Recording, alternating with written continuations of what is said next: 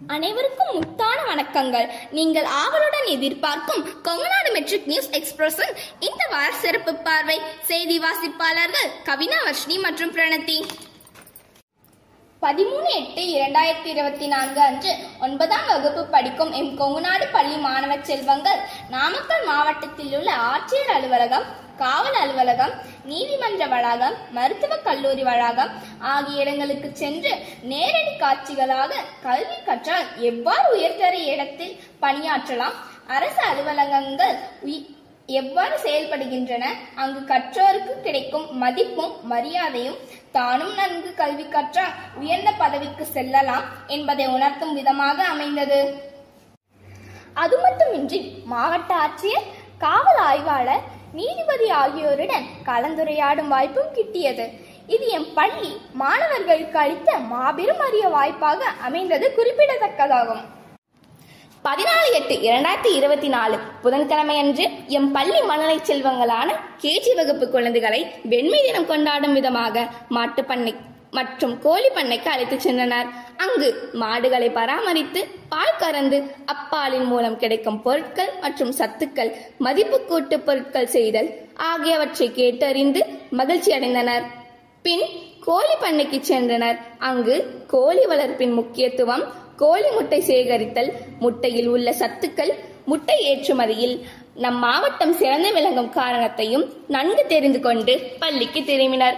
இவையெல்லாம் குழந்தைகளுக்கு நல்ல அனுபவமாக அமைந்தது எம் கொங்குநாட்டு பள்ளியின் மூலமே என்பதில் எவ்வித ஐயமும் இல்லை. கூண்டில் உள்ள பறவையை பறக்க விட்டால் எவ்வளவு மகிழ்ச்சி கிட்டுமோ அதைவிட அதிகமாக மகிழ்ச்சி அடைந்த நாள் நமது விடுதலை நாளாகும். எனவே இச்சுதந்திர தினத்தை எம் பள்ளியில் வெகு விமர்சையாக கொண்டாடினோம். ஆம், சுதந்திர தின விழாவை சிறப்பிக்கும் வகையில் எம் கொங்குநாடு மெட்ரிக் பள்ளியின் ஆலோசகர் உயர் திரு முனைவர் திரு ராஜேந்திரன் ஐயா மற்றும் தலைவர் உயர் திரு ராஜா ஐயா, முதல்வர் சாரதா அம்மா, ஆசிரியர்கள் மற்றும் மாணவர்கள் முன்னிலையில் ராஜா ஐயா அவர்களால் மூவர்ண கொடி ஏற்றப்பட்டு இனிப்புகள் வழங்கப்பட்டன. தமிழ் ஆசிரியர்கள் இருவர் சுதந்திரம் எவ்வாறு பெறப்பட்டது, அதன் முக்கியத்துவம் என்ன, நாம் ஏன் இவ்விழாவை கொண்டாட. அது மட்டுமன்றி எமது பள்ளிக்கு சிறப்பு விருந்தினராக ஊக்குவிப்பாளர் திரு மோகன் ஐயா வந்திருந்தார்.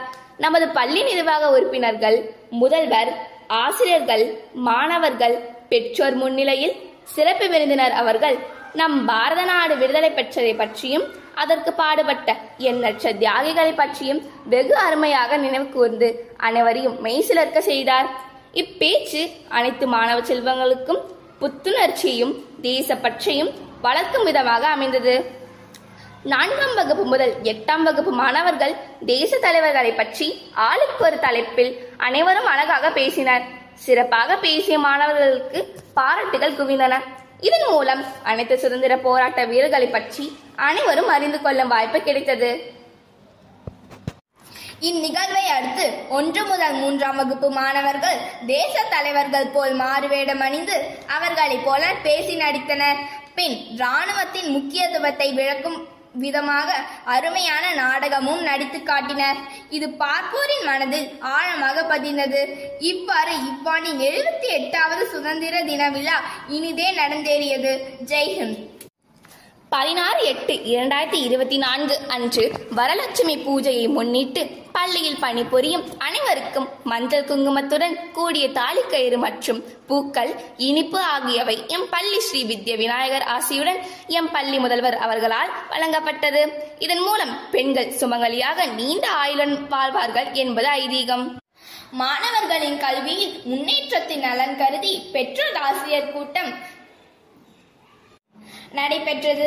15/8/2024 அன்று 11ஆம் வகுப்பு மாணவர்களுக்கும் 17/8/2024 சனிக்கிழமை அன்று 9ஆம் வகுப்பிற்கும் பெற்றோர் ஆசிரியர் கூட்டமானது நடைபெற்றது.